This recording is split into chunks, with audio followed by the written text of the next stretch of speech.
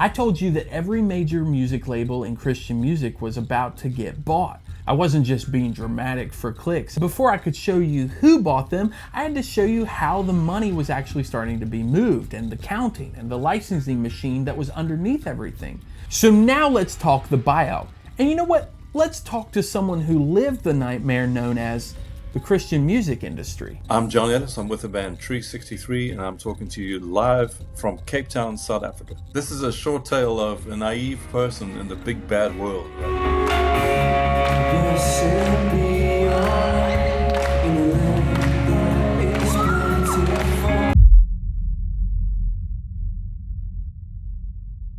So quick refresher. Word Records. It's 1951. That little corporation grew into the biggest Christian label in the country. And then we had Sparrow, 1967. Billy Ray Hearn walks out of the majors and walks out of Word and builds his own shop from scratch. 2 men, 2 labels, 2 ministries. When we left Word, a company called ABC had just stepped into the room. The American Broadcasting Company in 1974, they bought their way into the Christian label because somebody in the boardroom looked down at all the music and said, that's a growth market. And that was the first outsider. So hold on to that, because from here on out, the outsiders never leave. They just start absorbing. So 1984, ABC merges with a broadcasting giant called Capital Cities. And just like that, Word belongs to a media conglomerate. From what I've read, this was a super messy time. People were jumping to and from labels and feeling left between things. I mean, that's understandable. Everything about your company just changed. So Word belongs to a media conglomerate, a company that owns TV stations and newspapers and other stuff. So not much of a ministry. Most likely you have no meetings at Capital Cities where they're praying over their release schedule or anything like that. It's just an asset. And then comes 1992. A British music corporation, one of the biggest on earth, EMI, buys Sparrow. Billy Ray Hearn's little shop is now owned from London. And over here, the very same year, Capital Cities decides it's done. They sell Word to a book publisher called Thomas Nelson, which is a Christian publisher, for $72 million.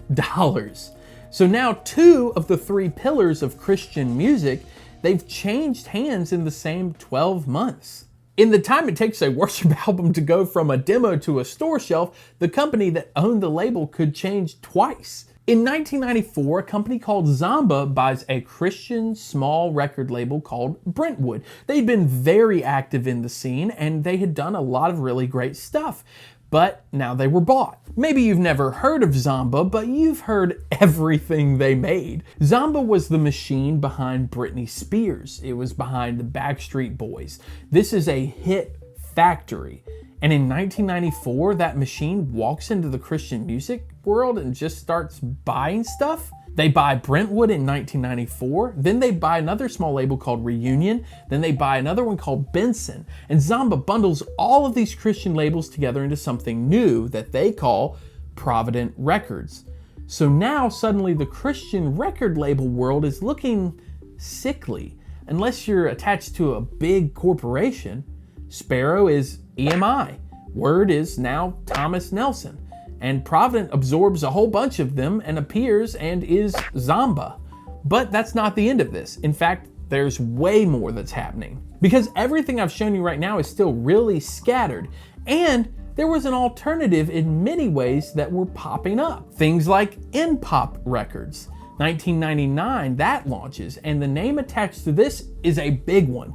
Peter Furler, the frontman of the Newsboys, one of the biggest acts in the entire industry.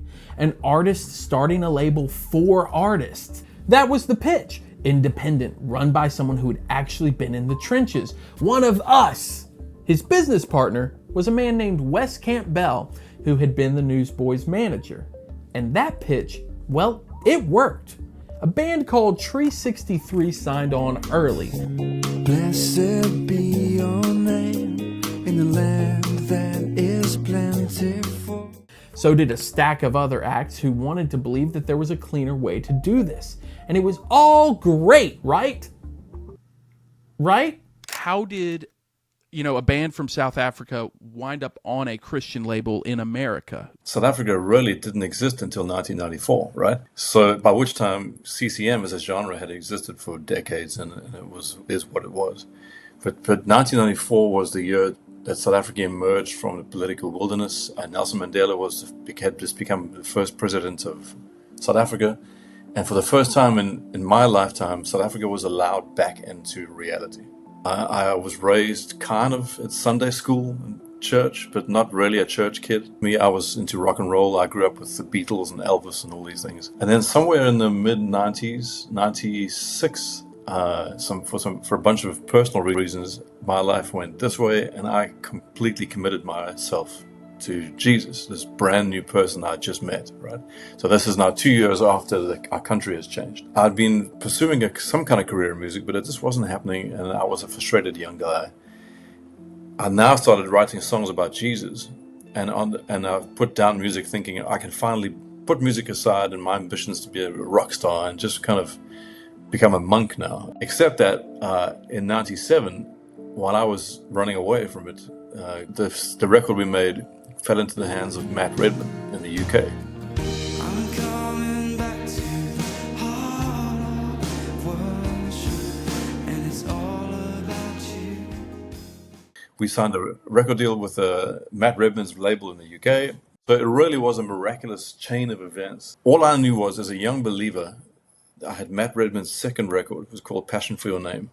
And it was a bunch of guitar-based worship music that was very vertical lyrically. And I didn't know anything about the music industry side of it. All I knew was this music spoke to me as a brand new believer.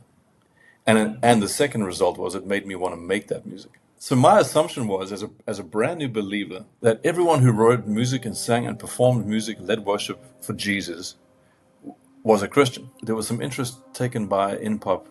I don't know how it happened, but eventually I'm getting phone calls in South Africa from Wes Campbell and from Peter Furler. Now, I'm a young Christian guy. I've just discovered Newsboys exist, and suddenly Peter Furler's on the phone saying, hey, we're interested in signing you. I mean, what do you do, right? Yeah. Man, next minute, Wes Campbell flies out to South Africa. He's like 7'8", and he's very gruffly Australian. He's standing in like this tiny little town in South Africa watching Tree 63. It's getting a feel for what our appeal is. And you feel like seen and taken care of. So eventually it made sense to go, okay, well, this is going to be a decision we're going to make. And we made it. And in the summer of 2000, we flew out to America for the first time. Okay, we're going to get back to John's story, but let's talk 2002. In a single year, two things happened back to back. And in the blink of an eye, the entire industry has been swallowed up. Thing one, BMG, a German media giant, buys Zomba, which means they bought Provident, which means all of those Christian labels that were originally Provident are now answering to a global corporation headquartered very far away. Thing two, after Thomas Nelson, word got passed to Gaylord Entertainment. And who is Gaylord? Well, it's a hotel company. They own the Grand Ole Opry and they run convention centers. That's their whole business, hospitality and service. But in 2002, Gaylord is done playing music executives, so they sell word to AOL, Time Warner.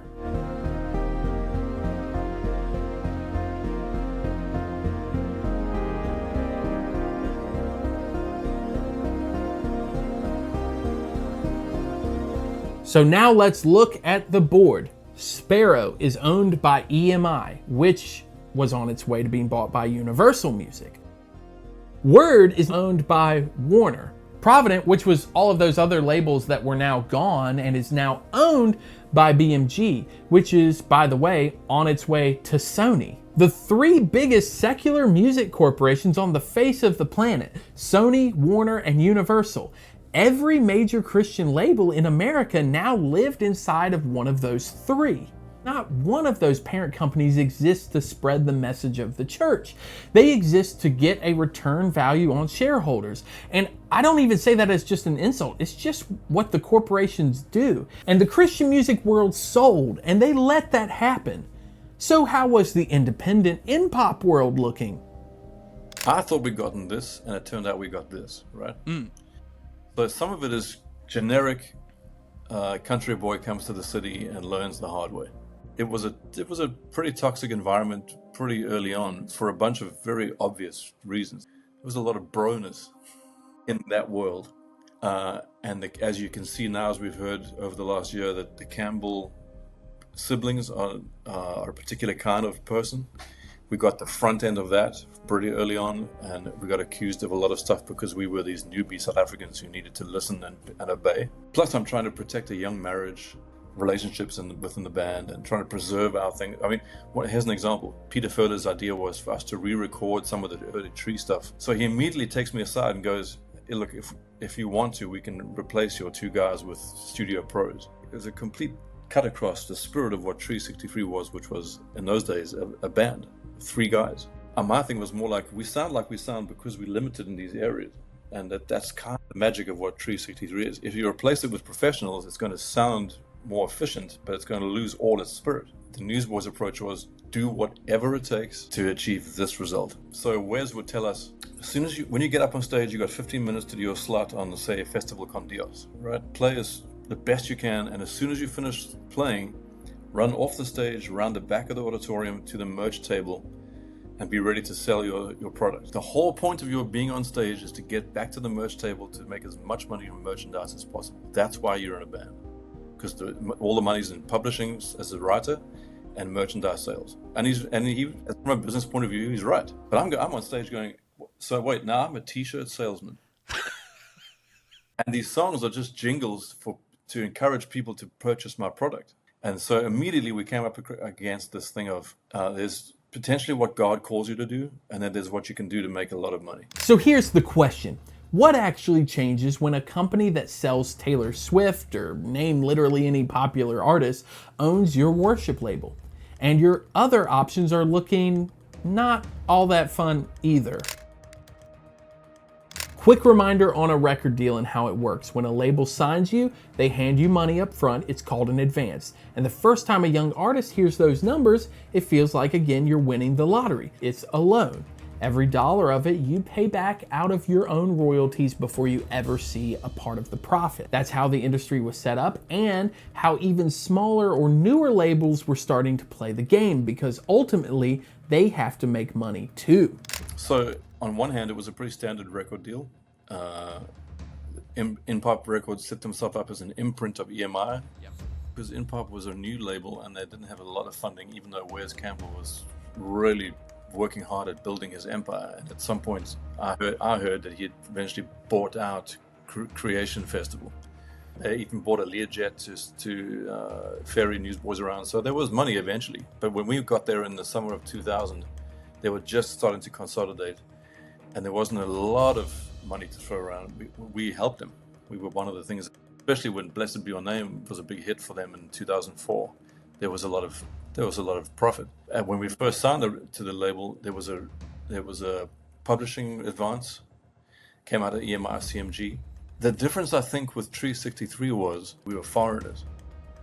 There was an extra level of need that kept us. We had to always be on the back foot of we're struggling to survive here because we're from another country.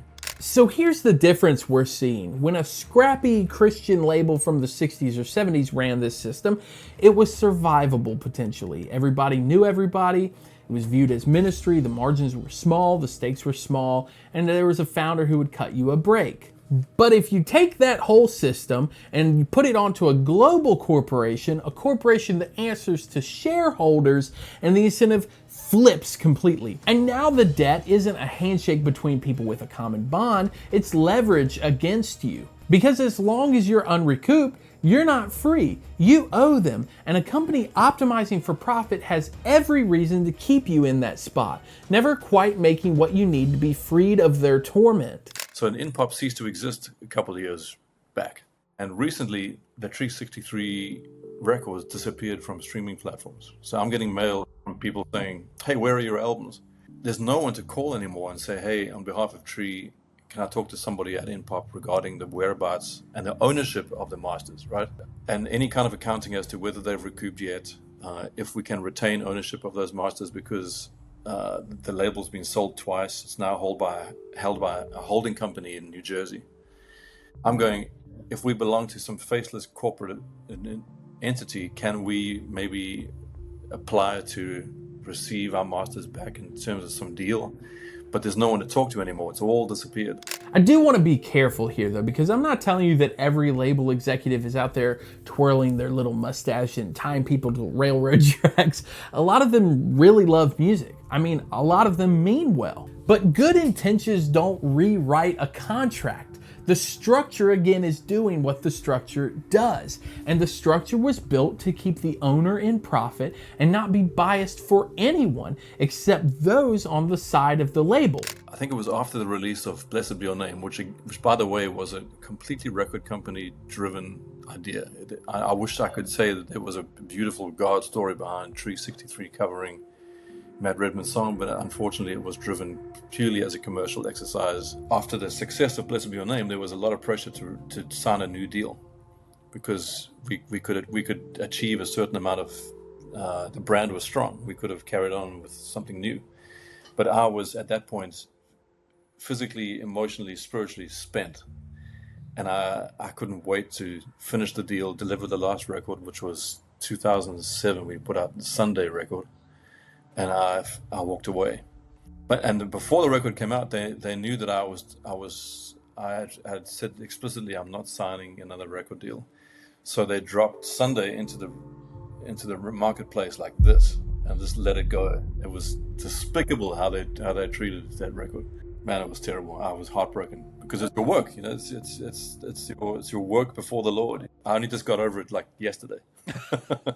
I'm sorry to dig it back up, Thanks. You're like, great, now I got to think about it another day. That's not a Christian music problem. That's just the entire record industry and how it worked. The only difference in our world was that everybody involved was quoting scripture while they did it, or using ministry language while also looking at the CCLI charts that we explained previously, which might not be as influenced by popularity as it once was, now that I think about it. I found out later on in my time in Nashville how much the Southern Baptist Convention had a hand on the production of Christian music.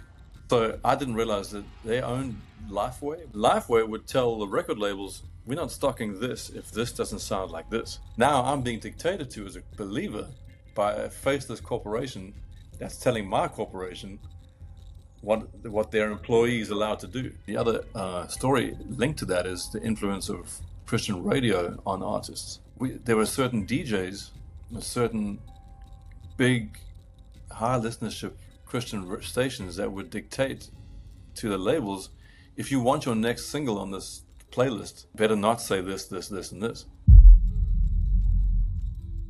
How does a song get to be everywhere at once and top of CCLI and charts care about it? How does it just appear like magic? Every station suddenly inescapable. You probably assumed that it got popular and then got played and playlisted. A lot of the times, it's the other way around. There's a dirty little word for something here, payola. Payola is when a label pays to get a song on the radio and hides the payment. So you think you're hearing a hit when you're actually hearing an advertisement that no one told you was an advertisement. It's illegal to do in secret and has been for decades.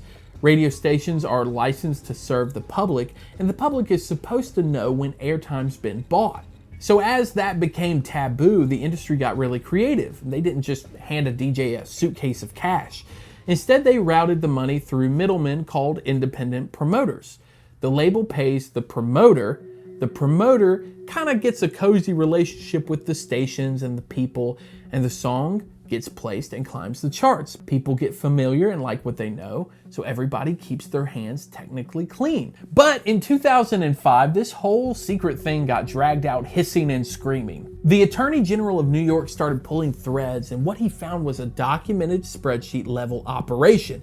Payments, golf trips, straight up bribes for airplay across the music business. But here's why it matters to our story. Christian radio stations can run the same way many times. The same quiet little secret that getting heard wasn't only about being good, it was about who you knew and who was willing to spend the cash to push you up. So let's tie it all together. Think about what it means. Remember the CCLI charts? Well, There's money there, so labels want that placement too. Let's say you're a worship team, you get signed to a label, you write a song. The label wants that song making license money. They want stream money because they want to make the money back from the advance they gave you. So they use a promoter who has a good relationship and is cozy with the radio airplay. So your song gets conveniently pushed onto the radio and playlisting, not because it's overly good or theologically sound, but because of who you know. So then the song gets played enough that people like what is familiar. And it's generic and safe, so it gets boosted up the CCLI charts because churches start playing it, which means more people know it and listen to it, and it loops over and over and over again. Which is why these record labels were starting to apply pressure to turn into worship bands. That CD you have in front of you is called Worship Volume 1, I Stand For You, right? There it is. Look at that. Yeah. And all its glory right there. All its glory. The main song of that record, I Stand For You, we were told by people in the industry, including our label, the people listening to Christian radio don't want to hear a song that talks about the difficulties of being a Christian. And they will chase me out and close me down, but Jesus, I stand for you. They will chase me down, but God, I'm all yours. That's the kind of sentiment of the song. The label goes, Becky doesn't want to hear that. Becky's washing the dishes. So now I'm going, I'm not allowed to write this kind of song. What? And as far as I was concerned, I got into music to express whatever, and then became a Christian, to express what is in my heart as a believer. But now a corporate entity is telling me that that's not desirable, this other thing is. So I reckon if I had stayed in America and carried on the success of Blessed Be Your Name and turned Tree 63 into a worship cover band, which is what they were trying to do, I could have made a career for myself, a living for myself, a comfortable existence. That kind of aligns with the Newsboys dropping 2 or 3 worship albums that were mainly worship covers or kind of in that pocket. CCM suddenly gets shifted into second place, and modern worship is the new genre. So who gets hurt by this system? It's not the big signed act on the major label with promotions budget. They're fine. They can pay to play, I guess. It's the artists with something real to say that's not generic, and no money to buy their round trip up the charts. Not because the song is worse, but because their wallet is smaller. And the labels, I repeat, don't care about your ministry. The system didn't reward the truest worship. It rewards the best funded and the most used worship. It's kind of hard to unsee that. So let's pull it all together here. The labels got bought. Ministry became an asset. The advance became a burden on the artists. The radio and the playlisting and the promo became the gate with the labels and with the CCLI chart. The machine doesn't care what you sing about, just that it makes money. But that's exactly what makes our version so strange. We told ourselves that this was different and that this was ministry. People slap the word Christian on a label and they assume that it changes what's underneath all of it. But it really didn't. It's the same contracts, the same debt, the same who's who and who you know, the same shareholders in the same buildings, counting the same money that came from both Christians and people who hate Christians. How do you kind of as a whole view that time? Wow.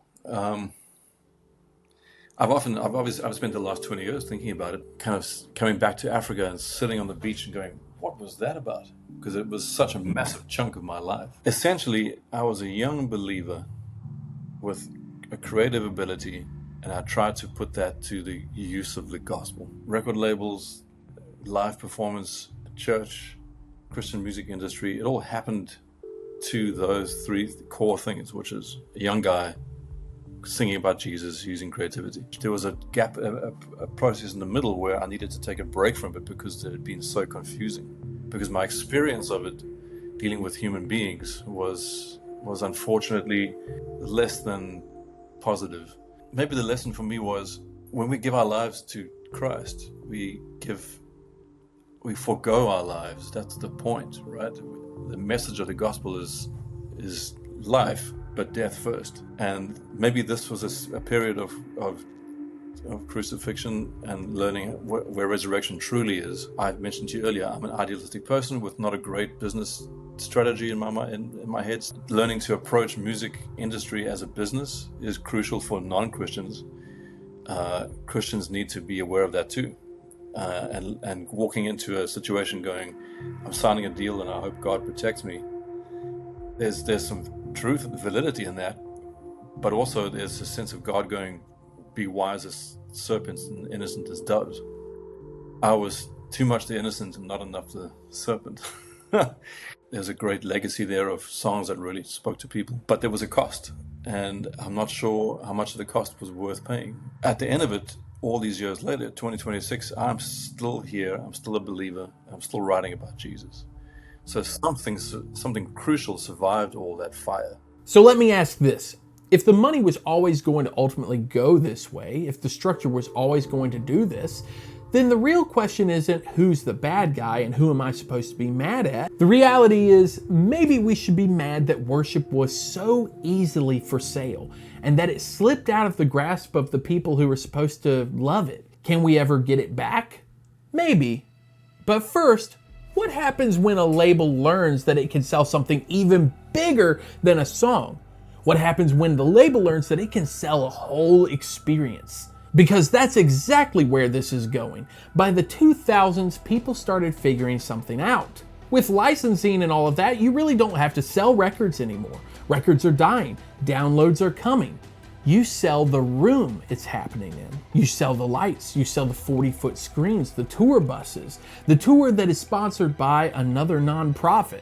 The worship night that's also, if you look very closely, a very sophisticated piece of marketing. There's some churches out there, including one in Australia, that had started to change what worship music sounded like. There's a movement built around college students and stadiums, and there's a sponsor economy quietly wrapping around all of it. Worship was about to hit the stadiums.